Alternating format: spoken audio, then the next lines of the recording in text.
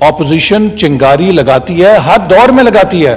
حکومت کا کام یہ نہیں ہوتا کہ اس کے اوپر پیٹرول کا ڈرم چھڑکے، ڈرم ہی نہیں بلکہ ٹینکر پیٹرول کے لے کر آتے ہیں کہ کوئی کسر نہ رہ جائے آگ لگنے میں۔ یہ نہیں ہو سکتا کہ دفاع کا پہیہ تو ٹریکٹر کی طرح بڑا ہو جائے اور تعلیم کا، صحت کا، انسانی سیکیورٹی کا پہیہ جو ہے وہ چنگچی کی طرح کا چھوٹا سا پہیہ ہو۔ آپ تھوڑا پلیز زیادہ تیز بات نہ کرے، وہ ڈسٹرب ہو۔ یہ یہاں پہ جو ہماری پگڑیاں اچھالتے ہیں وزیر عمران خان آئے گا، 200 ارب ڈالر تو یوں لے کر آئے گا، یوں لے کر آئے گا۔ 2 سال ہو گئے ہیں، 6000 ارب یہ کس کی جیب میں جا رہا ہے؟ قوم سے ایسے وعدے کیے گئے کہ آج قوم کو ان امیدوں نے مار دیا ہے۔ کسی ایک شعبے میں حکومت کوئی سمت دینے میں کامیاب نہیں۔ نیب کے اوپر کون اعتماد کرتا ہے؟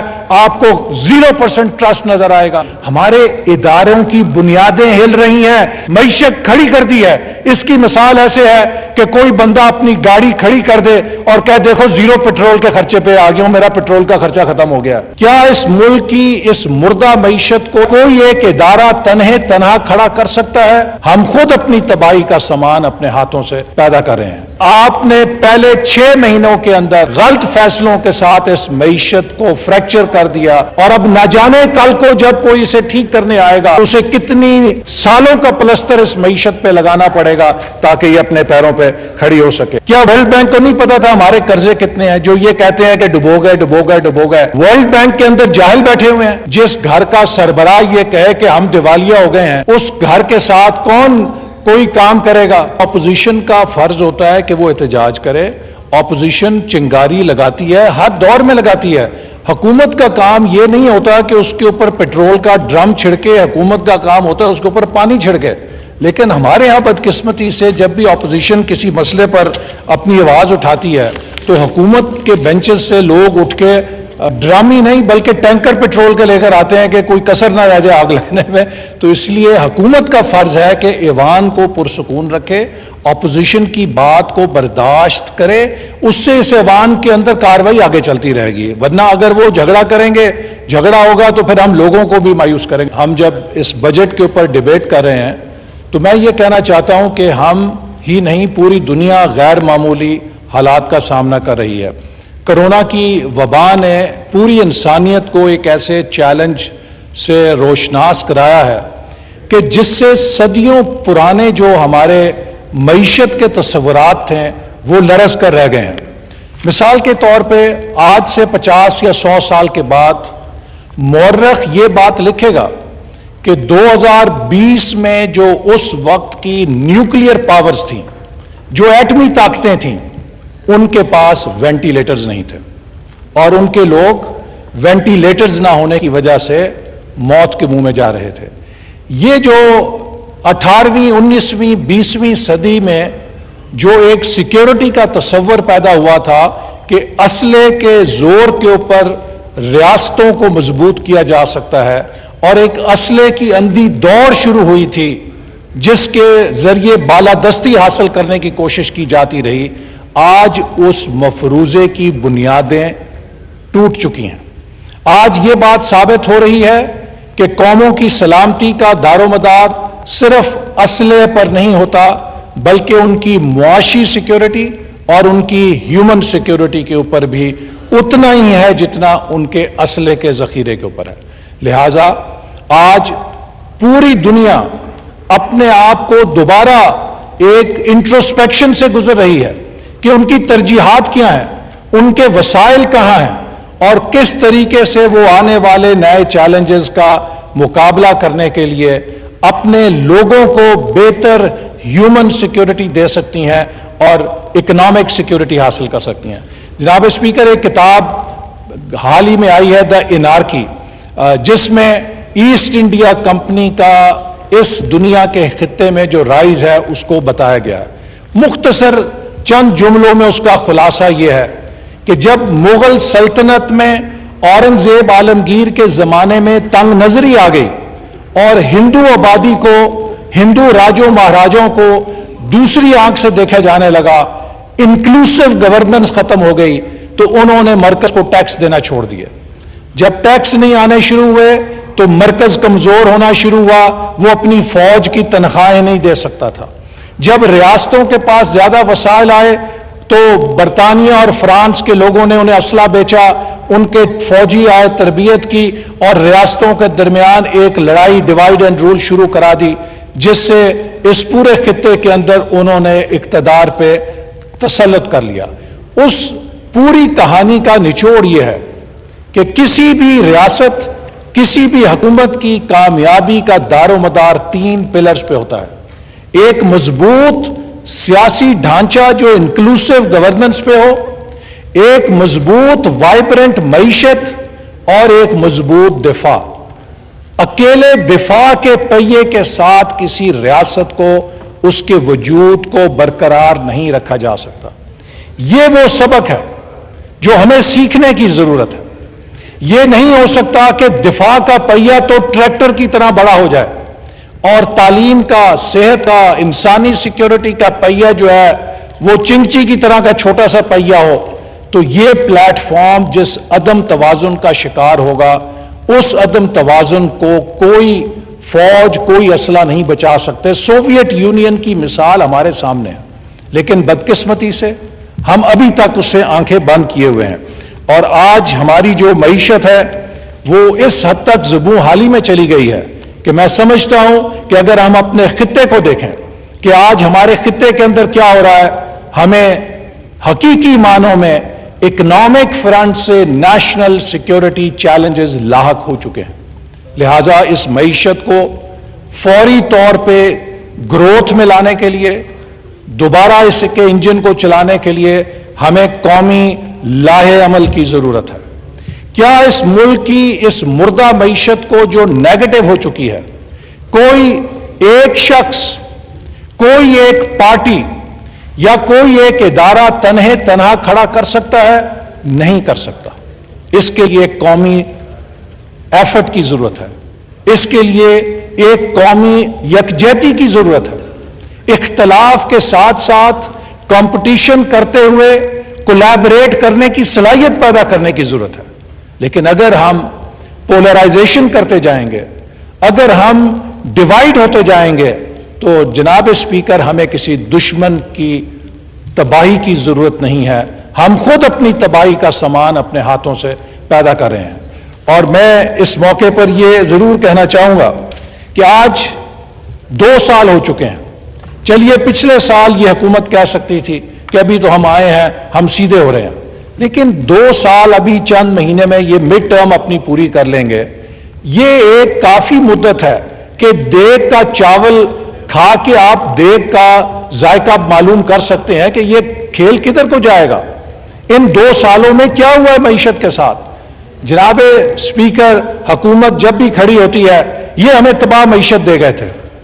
2018 میں ان کے اپنے اکنامک سروے کے مطابق آج IMF نے تصدیق کی ہے کہ پاکستان کی معیشت 5.5% سے زیادہ رفتار سے ترقی کر رہی تھی۔ 5.5% گروتھ ریٹ ہے جس کے اوپر اس حکومت کا اکنامک سروے مور لگاتا ہے، بین الاقوامی ادارے کہتے ہیں۔ اور ہمارے 5 سالوں میں ہر سال GDP گروتھ ریٹ پچھلے سال سے بڑی ہے۔ ایک تسلسل تھا ترقی کا جس کو ہم نے قائم کیا تھا، ایک مومنٹم تھا جو ہم نے قائم کیا تھا، اور اب پچھلے 2 سال سے مسلسل یہ گروتھ ریٹ کریش کر رہی ہے۔ ابھی میرے بھائی کہہ رہے تھے کہ جی ہمیں تو 2 دن ہوئے ہیں، اتنے دن ہی نہیں ہوئے، 2 سال ہوئے ہیں، ہم 2 سالوں میں کیا کر سکتے ہیں؟ تو میں اپنے بھائی کو کہنا چاہتا ہوں کہ تعمیر اور تخریب میں فرق ہوتا ہے۔ جب آپ نے تعمیر کرنی ہوتی ہے تو یقیناً اس کے لیے وقت چاہیے ہوتا ہے، لیکن اگر آپ نے تخریب کرنی ہو، کسی چیز کو توڑنا ہو، تو اس کے لیے 1 دن ہی کافی ہوتا ہے۔ آپ کو ایک چوٹ ہے جو آپ کی ہڈی توڑ دیتی ہے، لیکن اس فریکچر کو ہیل کرنے کے لیے 6 مہینے پلستر باندھنا پڑتا ہے۔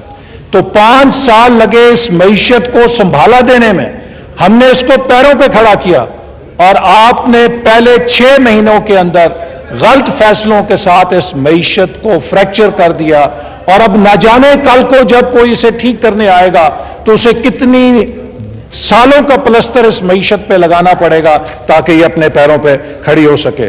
تو جناب اسپیکر، سب سے بڑی چیز یہ ہے کہ یہ کہتے ہیں جی بینکرپٹ معیشت تھی۔ میں نے پہلے بھی یہاں پر کہا آپ تھوڑا پلیز भाई साहब आप ज्यादा तेज बात ना करें, वो डिस्टर्ब प्लीज। वर्ल्ड बैंक ने जनवरी 2018 में जो वर्ल्ड बैंक की फोरकास्ट है साउथ एशिया की तरक्की के हवाले से, मईशत के हवाले से, पाकिस्तान को 2019 और 2020 में उन्होंने 6% पे फोरकास्ट किया। क्या वर्ल्ड बैंक को नहीं पता था हमारा करंट अकाउंट डेफिसिट कितना है? क्या वर्ल्ड बैंक को नहीं पता था हमारे कर्जे कितने हैं, जो ये कहते हैं कि डुबो गए? वर्ल्ड बैंक के अंदर जाहिल बैठे हुए हैं। वो 6% कह रहे थे 2019 और 2020 में हम ग्रो करेंगे। क्यों कह रहे थे? क्योंकि जनाब स्पीकर, उस तरक्की की पोस्ट के ऊपर एक सेंटीमेंट था। मईशत नंबरों से नहीं चलती, मईशत सेंटीमेंट और कॉन्फिडेंस के साथ चलती है। और सी पैक अल्लाह ताला ने हमें वो तोहफा दिया था जो सदियों में किसी कौम को एक दफा मिलता है। उसके नतीजे में जो मार्केट सेंटीमेंट पाकिस्तान का पॉजिटिव हुआ, जिसने पूरी दुनिया के सरमायाकारों को मुतवज्जे किया। मैं मिनिस्टर प्लानिंग था, अमेरिका का सफीर, बरतानिया का सफीर, जापान का सफीर, यूरोपियन मुल्कों के सफीर, मशरक वस्ता के सफीर, सेंट्रल एशियन कंट्रीज के सफीर, पूरी दुनिया के सफीर आके कहते थे, excellency how can we join Pakistan in C pack. Pakistan एक मकनातीस बन गया था। हर दुनिया का सरमायाकार हमें कर्जा देने के लिए नहीं आ रहा था, वो सरमायाकारी करना चाहता था सी पैक के अंदर। और हमने उस सेंटीमेंट को किस तरह तोड़ा कि हमारे वजीर आजम ने खड़े होकर दुनिया भर की इन्वेस्टमेंट कॉन्फ्रेंसेस के अंदर कहा, O V have gone bankrupt, we R A broke economy. जनाब स्पीकर, आप मुझे ये बताइए, जिस घर का सरबराह ये कहे कि हम दिवालिया हो गए हैं, उस घर के साथ कौन कोई काम करेगा?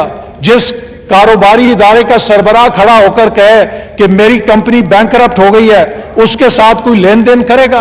उस सेंटीमेंट को तबाह कर दिया गया सिर्फ मुस्लिम लीग नून की दुश्मनी में, सिर्फ मुस्लिम लीग नून की कामयाबियों को नीचा दिखाने के लिए पाकिस्तान की कामयाबियों को खाक में मिलाया गया और उस सेंटीमेंट को क्रैश किया गया, जिसका नतीजा है कि आज हम नोज डाउन डाइव के अंदर जा रहे हैं। जनाब स्पीकर, ये हुकूमत आई, लोगों को बड़ी उम्मीदें थी। ये यहां पे जो हमारी पगड़ियां उछालते हैं वजीर, इमरान खान आएगा, 200 अरब डॉलर तो यूं ही लेकर आएगा। इमरान खान आएगा, 3000 अरब की सालाना चोरी है बंद हो जाएगी। 2 साल हो गए हैं, 6000 अरब ये किसकी जेब में जा रहा है? वो तो खत्म होगी ना चोरी। इमरान खान आएगा, 1 करोड़ नौकरी मिल जाएगी, 50 लाख घर मिल जाएंगे, साउथ पंजाब को सूबा मिल जाएगा। वो ऐसे ऐसे वादे किए जनाब स्पीकर। एक शेख सादी की हकायत है कि एक बादशाह रात के वक्त शिकार करके लेट आया। वो बादशाह अपने महल में पिछले दरवाजे से दाखिल हुआ तो उसने देखा वहां एक बूढ़ा सा ज़ईफ सा पहरेदार खड़ा है। रात ठंड बहुत है लेकिन उसकी जो वर्दी है वो इतनी गर्म नहीं है। तो उस बादशाह को बड़ा तरस आया उसके ऊपर। उसने कहा कि तुम यार इस लिबास के अंदर रात गुजारा करते हो, इतनी ठंड है।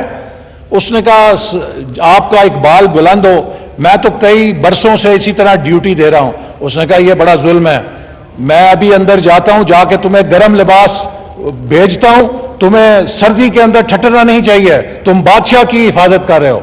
बादशाह अंदर गया। अंदर जब गया तो अपने खानदान वाले लोग खाना पीना भूल भाल गया। सुबह के वक्त उसे फजर के वक्त याद आया कि मैं तो बाहर चौकीदार को, जो मेरा गार्ड था, उसको वादा करके आया था कि गर्म लिबास भेजूंगा। तो उसने अपने बुलाया मुलाजिम को, उसने कहा फौरन जाओ, जाके वो उसको गर्म लिबास देकर आओ, मैंने उसे रात वादा किया था। तो वो वापस आया, गार्ड कहता बादशाह सलामत। वो चौकीदार की तो वहां लाश पड़ी है, मर गया हुआ है, लेकिन वहां पर एक ये रुका पड़ा था, तो ये रुका मैं ले आया हूं। तो उसने वो रुका बादशाह सलामत को पढ़ाया तो उसमें उस गार्ड ने लिखा था, बादशाह सलामत, मैंने तो इससे भी ज्यादा ठंडी रातें गुजारी थी ड्यूटी में, लेकिन जो आपकी उम्मीद है, जो आप उम्मीद दिलवा गए, वो मरवा गई है। तो ये जनाबे वाले जो वादे किए गए, कौम से ऐसे ऐसे वादे किए गए कि आज कौम को उन उम्मीदों ने मार दिया है। तो अब मैं स्पीकर साहब इस बजट की तरफ आता हूं। एक बजट में आप क्या देखते हैं? एक बजट की सबसे पहला म्यार होता है कि उसका साइज कितना है। اگر آپ اس بجٹ کا سائز دیکھیں تو یہ بات شرم کی ہے کہ اس بجٹ کی جو پہلی تحریر ہے، the total outlay of budget is 7,294 billion. The size is 11% lower than the size of budget estimate 2019-20. Pakistan کی تاریخ میں غالباً پہلی دفعہ کسی بجٹ کا ٹوٹل آؤٹ لے پچھلے بجٹ سے سکڑا ہے. ہماری آبادی 2.4% سے بڑھ رہی ہے، ہماری آبادی بڑھ رہی ہے، لیکن حکومت کا بجٹ سکڑ رہا ہے. اس سے آپ اندازہ کر سکتے ہیں. اسی طرح اگر آپ ریونیو کے اوپر آئیں تو اس حکومت کے جو بجٹ کے اندر ریونیو ٹارگٹ تھے پچھلے سال 5,555، اس کے مقابلے میں 3,908 صرف اکٹھا کر سکے ہیں، اور اب اگلے سال کے لیے کہہ رہے ہیں کہ 4,963 کریں گے. جناب اسپیکر، جو اس وقت نیگیٹو گروتھ ریٹ ہے، ہم نے پچھلے سال بھی بجٹ میں کہا تھا کہ یہ ان ریئلسٹک ٹارگٹس ہیں، یہ نہیں اچیو ہو سکتے. ہماری پچھلے بجٹ کی ہر تقریر حرف برف درست ثابت ہوئی ہے، اور حکومت کے عوام سے جو تقریریں ہوئی تھیں آج 1 سال کے بعد وہ غلط ثابت ہوئی ہیں. اور آج پھر میں یہ بات یہاں سے کہہ رہا ہوں کہ یہ ٹیکس ریونیو جو حکومت نے بجٹ پیش کیا ہے اس میں حاصل نہیں کر سکتی، اور جو گروتھ ریٹ دیا ہے وہ بھی حاصل نہیں کر سکتی. آج ہی IMF نے ان کے 2% کے گروتھ ریٹ کو 1% پہ ڈسکاؤنٹ کر دیا ہے، لیکن میں اس 1% پہ بھی شبہ کرتا ہوں کہ وہ یہ حاصل کر سکیں گے. اگلے سال یہ میکسیمم 0 یا 0.5% گروتھ کے اوپر جا سکیں گے. تو جناب اسپیکر، گروتھ ختم ہو گئی، انفلیشن ہوتی ہے ایک بجٹ کے اندر، وہ بے مثال آ گیا. ایکسپینڈیچر اگر آپ دیکھیں وہ بے قابو ہے. ابھی یہ کہہ رہے تھے وزیر اعظم ہاؤس کا بچ گیا، وزیر اعلیٰ ہاؤس کا، تو وہ پیسہ گیا کہاں پہ ہے؟ جو کرنٹ ایکسپینڈیچر ہے وہ تو پاکستان کی تاریخ کا سب سے زیادہ ہے آپ کے بجٹ کے اندر. آپ اخراجات پہ قابو نہیں پا سکے، آپ ٹیکس اکٹھا نہیں کر سکے. تاریخ کا سب سے بڑا خسارہ ہے، اور اس سے آپ قرضہ لے کے پورا کر رہے ہیں. اور نتیجہ یہ ہے کہ اس سال ماہرین کے مطابق آپ 10% فسکل ڈیفیسٹ پہ جا چکے ہیں، جو ایک لال بتی جلانے کے لیے کافی ہے. اتنے بڑے خسارے کے ساتھ کوئی بجٹ نہیں چل سکتا. اور ابھی کہا گیا کہ ہمیں قرضے دیے گئے. جناب اسپیکر، میں یہ بات کہنا چاہتا ہوں کہ یہ مت ٹوٹنی چاہیے. قرضے قرضے قرضے قرضے، ہم نے 5 سالوں میں 10,000 ارب کا قرضہ لیا. اس حکومت نے 1.25 سالوں میں 10,000 ارب کا قرضہ لیا. جناب اسپیکر، اگر ہم نے قرضہ لیا تو ہم نے سائی وال پاور پلانٹ لگایا، ہم نے پورٹ قاسم پاور پلانٹ لگایا، ہم نے کراچی کے اندر 2,200 میگا واٹ کا نیوکلیر پاور کا پلانٹ شروع کیا، ہم نے کروٹ ہائیڈل پلانٹ شروع کیا، ہم نے داسو ہائیڈل پروجیکٹ شروع کیا، ہم نے دیامیر بادشاہ کے لیے زمین مکمل کی، ہم نے RLNG کے 3 پروجیکٹ لگائے، ہم نے ٹرانسمیشن لائنز بچھائیں، ہم نے لاہور ملتان موٹر وے بنائی، کراچی حیدرآباد موٹر وے بنائی، ملتان سکھر موٹر وے بنائی، ویسٹرن روٹ بنایا، گوادر کوئٹہ ہائی وے بنائی، گوادر خزدار رتو ڈیرو ہائی وے بنائی، ہم نے اسی طرح جگلوٹ سکردو روڈ بنائی، ہم نے اور بے شمار اس طرح کے ویسٹرن روٹ اور منصوبے بنائے. ہائر ایجوکیشن کے ذریعے چپے چپے پر یونیورسٹیاں بنائیں. تو ہم نے تو 10,000 ارب کے اندر اس ملک کے چپے چپے پر ڈیولپمنٹ کے منصوبوں کے جال پھیلائے. یہ بتائیں کہ 10,000 ارب قرضہ لے کر 2.25 سالوں میں آپ نے کہاں پر کوئی ایک اینٹ لگائی ہے، سوائے یہ کہ اپنے خسارے اور اپنی ناکامی کی قیمت پاکستان کے عوام کے گردن کے اوپر مسلط کر دی ہے. تو لہذا جناب اسپیکر، اس وقت جو اسی بجٹ کا PSDP ہے، اس کو اگر آپ دیکھیں تو ترقیاتی بجٹ کا حجم جو وفاقی اور صوبائی ہے اس کو 2,043 ارب سے، جو ہمارے آخری سال میں تھا، مسلم لیگ نون نے 2,043 ارب کا ترقیاتی بجٹ، قومی ترقیاتی بجٹ چھوڑا تھا. ان کے دور میں اس بجٹ میں 2 سال کے بعد 1,324 ارب یعنی کہ 720 ارب روپے کی کمی ہوئی ہے. بجائے یہ کہ 720 روپے اضافہ ہوتا 2 سالوں میں، 720 ارب روپے کمی ہو گئی ہے. جب آپ ڈیولپمنٹ بجٹ کاٹتے ہیں تو پوری گروتھ ختم ہو جاتی ہے. پبلک سیکٹر انویسٹمنٹ چوک ہو جاتی ہے اور اس سے آپ کی معیشت کی بحالی ناممکن ہو جاتی ہے. لہذا میں نہیں سمجھ سکتا کہ یہ گروتھ کو کس طرح اچیو کریں گے جب ان کے پاس کوئی ڈیولپمنٹ کا پرسپیکٹو نہیں ہے, ڈیولپمنٹ کا ویژن نہیں ہے. پھر یہ کہتے ہیں جی ہماری کامیابی 2 سالوں میں کرنٹ اکاؤنٹ ڈیفیسٹ ختم کر دیا. کرنٹ اکاؤنٹ ڈیفیسٹ جناب اسپیکر ختم کیا ہوتا اگر آپ نے ایکسپورٹ بڑھا کے, آپ نے فورن ڈائریکٹ انویسٹمنٹ بڑھا کے, آپ نے ریمیٹنس بڑھا کے, ڈالرز کی انفلو بڑھا کے آپ نے کرنٹ اکاؤنٹ ڈیفیسٹ ختم کیا ہوتا, میں آپ کو سلام کرتا. آپ نے کرنٹ اکاؤنٹ ڈیفیسٹ کیا ہے معیشت کو بریک لگا کر, معیشت کھڑی کر دی ہے. اس کی مثال ایسے ہے کہ کوئی بندہ اپنی گاڑی کھڑی کر دے اور کہے دیکھو زیرو پیٹرول کے خرچے پہ آ گیا ہوں, میرا پیٹرول کا خرچہ ختم ہو گیا. بھئی آپ کی معیشت ہی جب ختم ہو گئی ہے تو آپ کیسے کہیں گے کہ کرنٹ اکاؤنٹ ڈیفیسٹ ہوگا جب امپورٹ ہی نہیں ہو رہی, انڈسٹری بند ہو گئی ہے. 2 سالوں سے لارج سکیل مینوفیکچرنگ مسلسل نیگیٹو آ رہی ہے, آپ کی ڈی انڈسٹریلائزیشن ہو رہی ہے, تو آپ پھر کہتے ہیں کرنٹ اکاؤنٹ ڈیفیسٹ ختم کر دیا. آپ نے ملک کی معیشت کو کھڑا کر کے اگر کرنٹ اکاؤنٹ ڈیفیسٹ ختم کیا ہے, یہ آپ کا کارنامہ نہیں ہے, یہ آپ کا جرم ہے کہ جس کی وجہ سے آپ نے بے روزگاری پیدا کی ہے اور معیشت کو خراب کیا ہے. جناب اسپیکر, بجٹ جو ہے یہ ایک صرف کتاب نہیں ہوتی, یہ بجٹ کے ساتھ 3 چیزیں اور ہوتی ہیں. ایک ہوتی ہے گورننس, کہ آپ کی ٹارگٹ سیٹ کرنے کی اور ٹارگٹ اچیو کرنے کی صلاحیت کیا ہے. دوسری اس کے ساتھ چیز جو ہوتی ہے وہ انسٹیٹیوشنل کیپیسٹی ہوتی ہے کہ آپ کے اداروں کی صلاحیت کیسی ہے. اور تیسری چیز ہوتی ہے کہ کیا انیبلنگ انوائرمنٹ ہے, کوئی بجٹ ایک ماحول کے اندر کام کرتا ہے. اگر آپ تینوں چیزوں پر دیکھیں, آج گورننس کا بدترین ملک کے اندر بحران ہے. کیا میں ڈینگی مینجمنٹ کی بات کروں, کیا میں پولیو مینجمنٹ کی بات کروں, کیا میں لوکسٹ مینجمنٹ کی بات کروں, کیا میں کرونا مینجمنٹ کی بات کروں, کسی ایک شعبے میں حکومت کوئی سمت دینے میں کامیاب نہیں, کسی ایک شعبے میں ایک نارمل آپریشن کو کرنے میں کامیاب نہیں. لوکسٹ آئی, ٹڈی دل نے زراعت کی تباہی کر دی.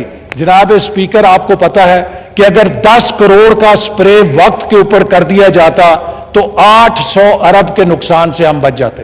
اب یہ کرنے کے لیے بھی ہمیں باہر سے کسی کو بلانا پڑے گا.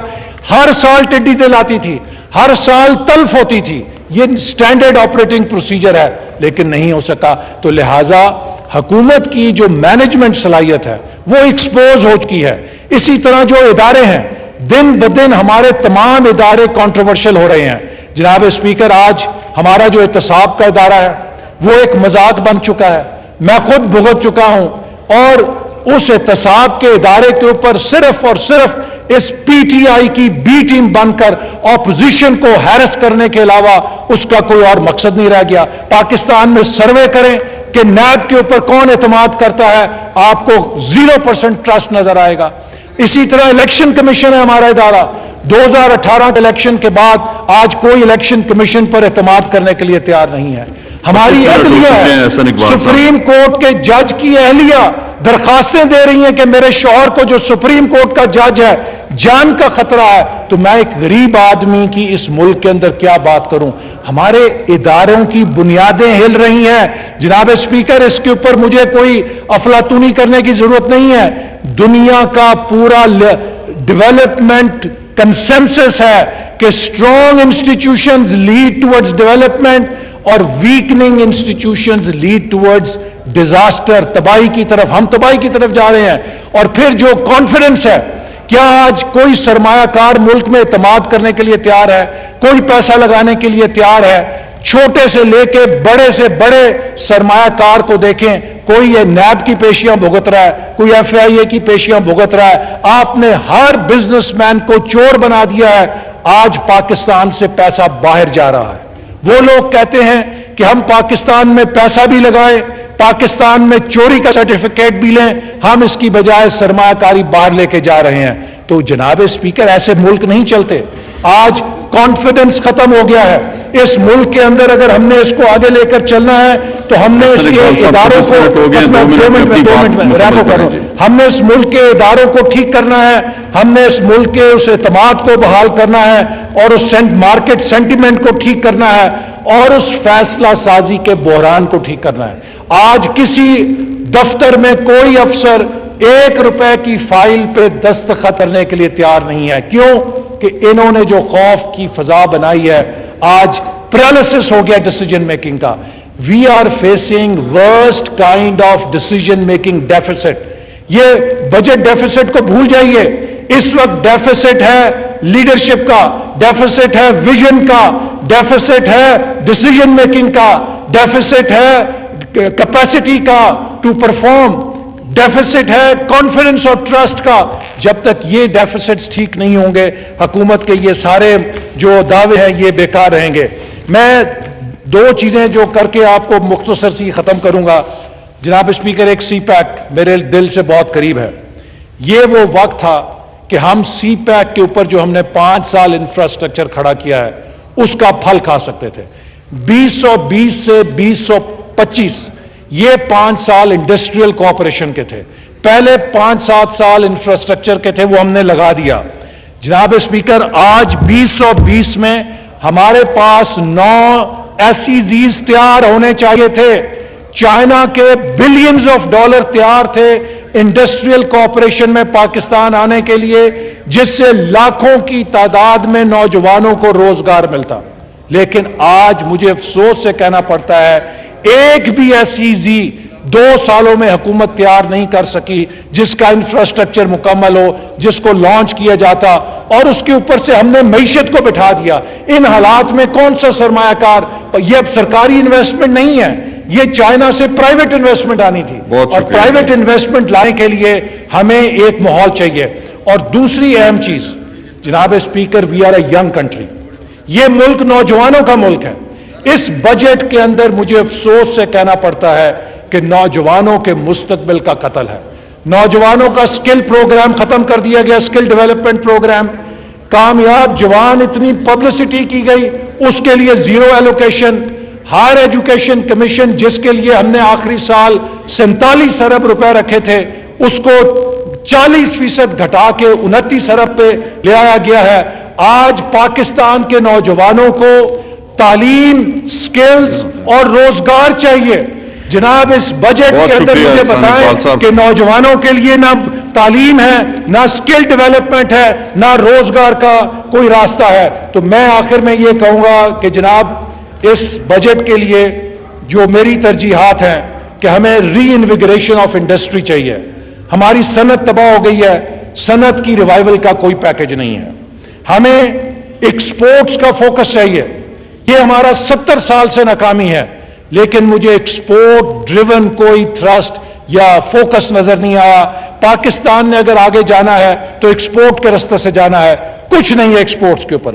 ہمیں اپنی ایگریکلچر کو ماڈرنائز کرنا ہے, یہ ہماری بیک بون ہے, لیکن ماڈرنائزیشن آف ایگریکلچر کے اوپر مجھے اس کے اندر کچھ نظر نہیں آیا.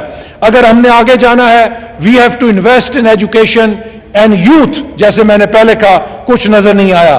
اگر ہم نے آگے جانا ہے, we have to develop in digital infrastructure and science and technology. جناب اسپیکر, آپ حیران رہ جائیں گے یہ ڈیولپمنٹ بجٹ کی ترجیحات دیکھ کے کہ ایجوکیشن کا جو ڈیولپمنٹ بجٹ ہے وہ بھی نیچے ہے, ہائر ایجوکیشن کا بھی کم ہے, سائنس اینڈ ٹیکنالوجی کا بھی کم ہے, واٹر کا بھی کم ہے, یعنی کہ آبی وسائل کے لیے بھی پیسے کم ہیں, زراعت کے لیے بھی پیسے کم ہیں. تو مجھے بتائیے کہ پھر ہم کس سمت میں جا رہے ہیں. اور ایک چیز ضرور میں کہوں گا کہ آج ہماری ریاست کچھ چیلنجز کو سامنا کر رہی ہے. جناب اسپیکر, میں یہ بات کہنا چاہتا ہوں کہ کسی ریاست کو آپ جبر کے ساتھ نہیں چلا سکتے. خاص طور پہ ہم نے جو کاؤنٹر ٹیررزم کی جنگ لڑی ہے, اس سے ہمارے اندر ایک جھوٹا اعتماد آ گیا ہے کہ شاید ہم ہر چیز کو طاقت سے ڈیل کر سکتے ہیں. ہمیں انڈرسٹینڈنگ, ڈائیلاگ اور گفت و شنید کے ویپنز کی ضرورت ہے ان سیاسی تنازعات کو ختم کرنے کے لیے جو آج بلوچستان کی محرومی اور قبائلی ہمارے جو پرانے علاقے تھے ان کی محرومی کو دور کر سکتے ہیں. میں حکومت سے کہوں گا کہ جو گرفتاریاں ہیں اسٹوڈنٹس کی, کوئٹہ کی, ان کی میں نے مناظر دیکھے. یہ ایک ڈیسنٹ قوم کا وتیرہ نہیں ہے کہ نوجوانوں کو اس طرح اٹھا کے پھینکا جائے. ہمیں اپنے نوجوانوں کو مکالمے کے ذریعے, اگر ہم نے 5th جنریشن وارفیئر کا مقابلہ کرنا ہے تو اس کے لیے 5ویں جنریشن کے ہتھ کنڈوں سے مقابلہ کرنا ہے. یہ نہیں ہے کہ 5th جنریشن وارفیئر کو ہم پہلی جنریشن وارفیئر کے ہتھ کنڈوں سے لتر مار کے اور گھسن مکی کر کے جیت لیں گے. ہمیں اس ملک کے اندر آئیڈیاز سے گھبرانا نہیں چاہیے.